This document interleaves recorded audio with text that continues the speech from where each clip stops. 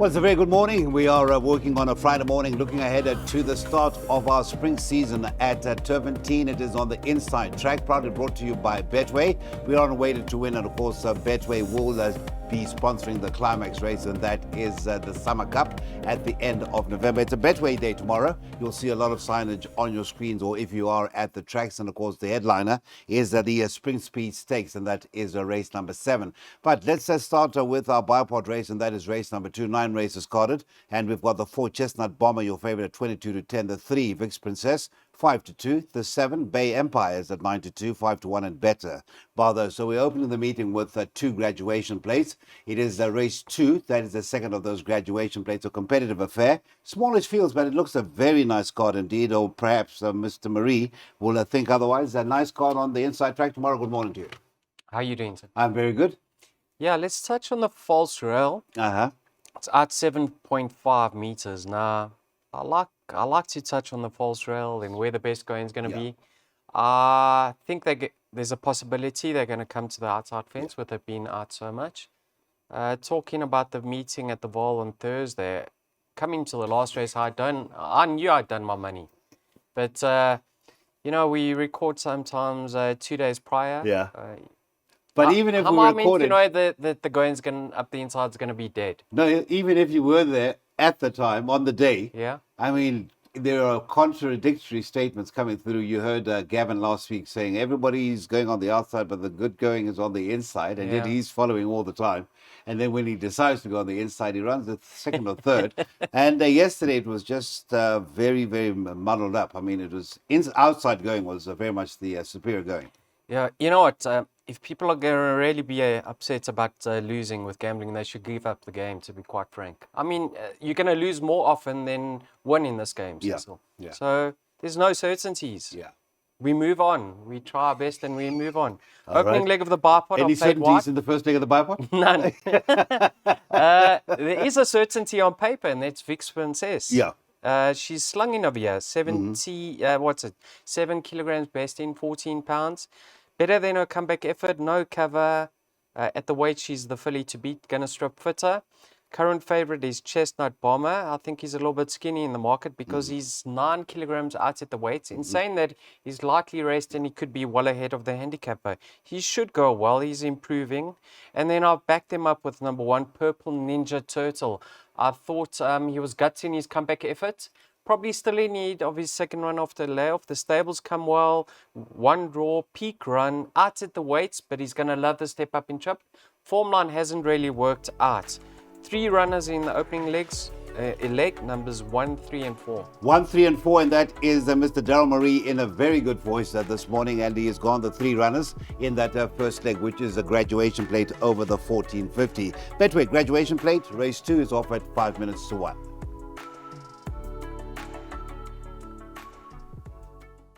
All right, so we move on to the first leg of the place accumulated on a 9-race program on the inside track of Turffontein. And don't forget, it is weekend 3 of the new season of the EPL. Lots of market on the Betway platform, and of course our own season. That is only about 2 weeks away, and that will be very much a very competitive league this year. All right, let's go to race number 3, a Betway maiden plate over the 1800 meters, and the 7 She's Everything from the Poor Matches 7 in the colors of the Spongs, and that is at 13-10, 22-10, the 1 City Lights. The 2 Ambitious Lady 5-1 is 13-2, and a better bar those. Now, the favorite, the 7 She's Everything, Mr. Marie, and the 1 City Lights met behind a Silver Flare. But, of course, there was a little bit of talk that City Lights was on the receiving end of a errant whip. Doesn't like to see the whip. And that could have cost the City Lights. But let's see if the 3-year-old is up to it. Yes. Now, on paper, you're going to say the favorite's very, very hard to beat. It's only having its 4th run. It's got more scope for improvement, better off at the weights, and it beats City Lights. But like you touched on, City Lights, there was an article released that it might have been struck in the face by the winner, the ride of the winner. City Lights loomed up very dangerously on that occasion. It actually looked like she was going to get it right. So I'm not going to sit here and separate the two. I do believe they are going to fight it out. One can say She's Everything's got more scope for improvement, but City Lights might have been a little bit unlucky on that occasion. Now, in that race was a filly called Silky Jet. Yeah. Now, Silky Jet finished behind the two of them, and Silky Jet beat Ambitious Lady last time out. So Ambitious Lady looks like she's got her work cut out on paper. So I think numbers 1 and 7 will fight it out. Like I said, I'm not going to put my neck on the block of you. All right. That's the first leg of the PA. We should get through with one or the other. Yeah. There it is, 1 and a 7 in that first leg. And then you got a banker in leg 4. That's race 6 to 3. And then a banker right at the back. And that'll be a very popular banker amongst a lot of guides. That is the Towers of Gold in race number 9. An outlay of just 144 Rand. Off time to race 3, 13:30.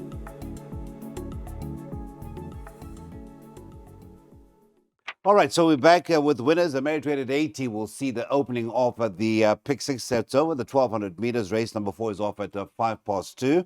And a striker teams up with the Johan Janssen van Vuren stable with the 1 Foster Nova, your favorite at 12-5. Stable companion number 2 Nettleton, 33-10. A co-second favorite with the 3 Ride On, 33-10 and 6-1. And Better Bar those. So Foster Nova comes back to the 1200 meters where it put up a good performance penultimate run, and that was on the Vol Classic track. Strikers aboard, which always raises eyebrows. Yes, now at first glance, Kamalo's doing more riding for Johan Janssen than what Striker is. So can you say Nettleton's the stable elect? I'm not too sure. On that run, behind Bob's Your Uncle over the 1200 on the classic track, Foster Nova was beaten a little bit for speed. He was doing his best work late. Inside track, 1200, will he get there in time? He'll certainly be staying on. Ride On, different tactics, saw the best of her last time out. She'll be ridden patiently. Another one that will be staying on in the latter stages. I like the fact that they've taken the blinkers off Turbo Power. I've always thought he over races with him. Trent, 1 draw, 2.5 kgs off his back. He's well in on that run behind French Impact. On paper, he should reverse that form. Kotinos, also a chance of reversing the form with French Impact. He goes well on the inside track. I like his chances. You can make a case for each and every one of these runners. Hence me putting the field in the pick 6. Sovereign's Call comes back in trip. And I know French Impact has got his work cut out, but believe you me, I think, well, in my mind, he's way better than his comeback effort last time out. I'm really hoping that he was in need of that effort. I think he's better than that. So, yeah, the field, we will get through the opening leg of the pick 6. We will get through the first 2 legs because we've gone field. Okay, so now I'm just hoping that French Impact doesn't get you to join us in the poorhouse, because you do have an affection for French Impact. But that is race 4, as Daryl rightly points out, field, and then it's banker, and then the next banker comes out in race number 9, and that is the 7.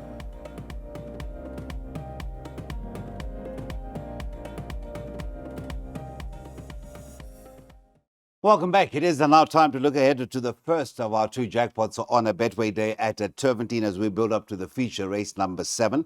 And this is a merit rated 73 of the 2,000 meters off at 20-3 with that first jackpot. And the favorite is number 5 American Biscuit. That is at 28-10. The 3 safe spaces at 15-4. 6 Majestic Touches at 4-1. And then you've got Liger Sanction at 7s. 8-1 and Better Bothers, and I think that betting tells you that is why Mr. Marie went with the field. But stable companion to the favorite is number 2, Japanese Maple. Now, on the 3rd of August, ran over the 1800 on the standside track and ran 2nd to 5th of July. Just behind that half a length was a certain Diesel Shadow, who came out and won at Turffontein on the Vol on the classic track on the 20th, and that was by a quarter of a length. Third, by 0.10 length further back, was a certain Thani player whom we saw come through and win yesterday. Have I put it all together? You have. Very, very nicely. Yes, now, I watched that race behind 5th of July. Marker controlled the pace up front, and Japanese Maple knuckled down towards the latter stages and just got the better of Diesel Shadow. A little bit of a concern is the inside track, because it looked like he was doing his best work late on the stand side track. So, I mean, I can see him winning. He's got a chance. A nice effort last time out. You know, Striker must have had the choice of rides over here. He's opted for American Biscuit over Dual Prophecy. You know, Dual Prophecy is 1 from 1 with the blinkers. He's lowly rated, so I wouldn't exclude his chances. I think he's got more to come. We haven't seen the best of him yet. Strictly on American Biscuit and Safe Space's last run, you would expect American Biscuit to reverse the form. He was a winner all over bar the line in his last starts, and he's 1.5 kilos better off. I like his chances. Majestic Touch has got a chance. You know, he's in good form recently. He does step back up to 2,000, which don't know if that's going to suit him. What are your thoughts? Right, 3 runs back was well backed, and I can say, 2 runs back was well backed when running second to Laughing William. And I can say for the first time on live TV, or on TV, on camera, that some of it was my money that saw that horse. And thereafter, I washed my hands. Next time out, I thought, whoa, I missed the wedding. And it just got pipped again. I don't know, Daryl. Yeah, he's in good form. If he sees out the 2,000, you have to respect his chances, because one thing's for certain, he's off the right mark now. What I do like over here is Aga Sanction, number 7. Firstly, we have to touch on the combination. Yes. They're doing extremely well together. But in his last start, Mr. Gray took the blinkers off. And if you recall that race, he was on the outside with no cover. The others quick and better than him at the 400. And he really was doing his best work late. So I like the fact that they're going over the 2,000 and the blinkers stay off. Like I touched on, this is a very wide open race. Field to get through. If I was leaning towards 1, the Aga Sanction number 7 is my top pick. All right, so field, that will definitely see you through. And then we go to the banker in the next race. That is race number 6, which will see the start of Jackpot 2. All right, so we get into the first of our features. This is the non-black type Betway Middle Stakes, and we're looking at race 6 over the 1,600 meters. Well, in fact, I should say the non-black type comes in the form of race 8. Nonetheless, a very competitive race number 6, and this is for horses with the merit rating of 101 and below. Favoritism is shared between the 2 and the 3. That is Presley and Max the Magician, a good winner last time out. And we saw that form come to hand yesterday afternoon with the Thani player coming through to win. But Max the Magician and Presley, 22-10. The second favorite is the 6th Atarime, 4-1, 11-2, and a better bar those. Well, that non-black type Ego Limau form line is very prominent in this race. Daryl, we saw Presley just touched off into 3rd by Mastership. Max the Magician further back, but the form lines are working out big time. Yeah, I like the look of Max the Magician here. I'll tell you why. Now, strictly on their last start, one would be favouring Presley because that was the Mastership run and Presley beat him quite comfortably. But, you know, I need to go back to the Sabre Strike run. Yeah. Now, Max the Magician was having his first run as a gelding on that occasion. And he was ridden patiently and he beat Presley. Then in his second run as a gelding behind Mastership, they changed the tactics and they went forward with him. And he hit the front a long way out. And then, excuse me, says he just tired late. Now in his last start, they rode him patiently. I think he's better with cover and ridden patiently. So he's got fitness on his side. And I think they've worked him out now. So I think the 4 kg, the 4 pound penalty he picked up for his latest victory is going to prove to be lenient. I think we can follow him with confidence now. And the reason why I'm more bullish is because he's got the racing fitness on his side. So I'm going in over here in race 6, very strong with regards to number 3, Max the Magician's chances. As you can see, I've anchored him in all my exotics. My second pick, funny enough, is going to be Atarime, number 6. Now, 1 as a gelding, was probably in need of that start. He's only got 54 to shoulder. And if you have a look at the pace of this race, you've got Ndlamu in the race, who's the only likely pace setter. He's going to slot in second and probably get the run of the race. So if you aren't happy in bankering Max the Magician, I would recommend backing him up with number 6, Atarime. But for me, I've got all my eggs in one basket. Number 3, Maxim Magician, as you see, they're confirmed on the start of Jackpot 2. That is race 6, the 3-year banker. And of course, you've got another banker that will bookend that jackpot, and that's number 7, which we are eagerly awaiting to get to in race number 9.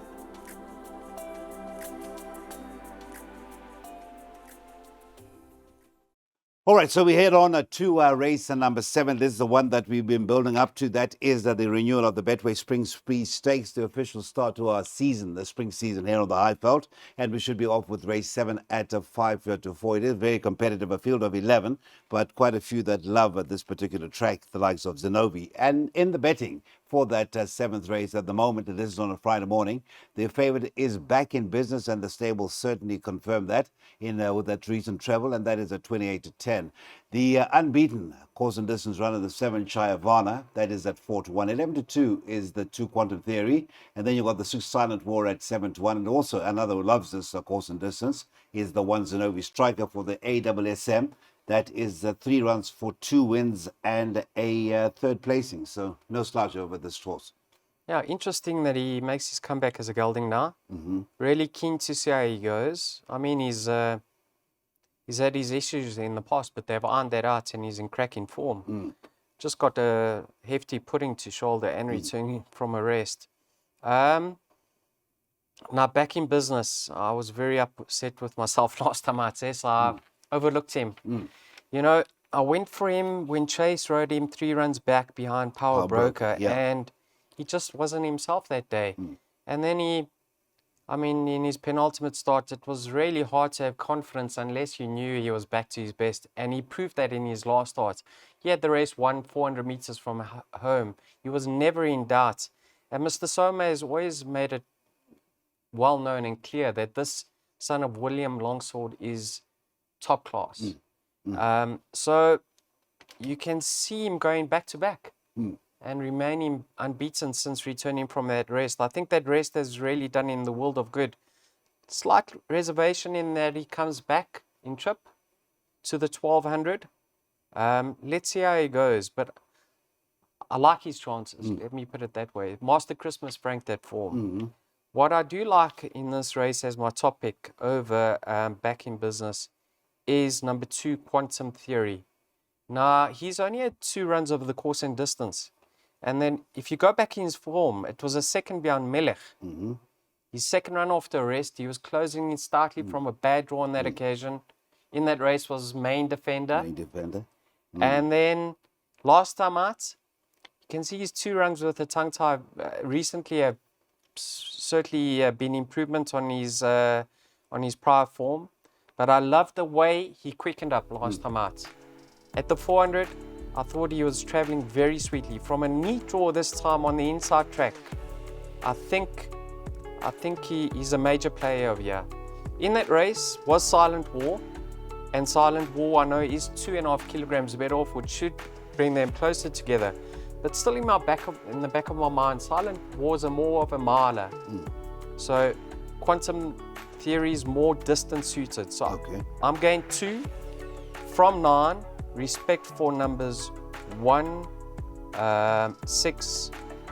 Yeah, that's it. 2 from 9, respect for 1 and 6. All right, so that is the pick 3, and we've had a comprehensive dissection of race number 7. Quantum Theory and back in business should be the business in that finish to race number 7.